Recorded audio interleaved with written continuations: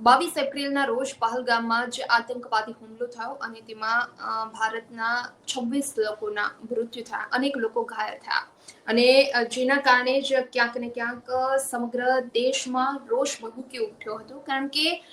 પાકિસ્તાનની આ નાપાક હરકત અને જે રીતે આતંકવાદી હુમલો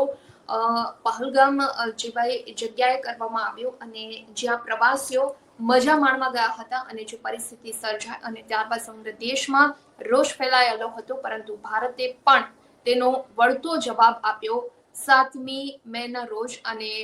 પાકિસ્તાનમાં આવેલા 7 શહેરોમાં 9 જગ્યાએ જે આતંકવાદી ઠેકાણાઓ છે તેના પર હુમલો કરી આ આતંકવાદી ઠેકાણાઓને નષ્ટ કરવામાં આવ્યા, જેમાં 100 જેટલા આતંકીઓનો ખાત્મો થયો હોવાના પણ સમાચાર મળ્યા હતા. પરંતુ ભારત તરફથી જે આતંકવાદીઓએ હુમલો કર્યો અને એનો જવાબ ભારત તરફથી આપવામાં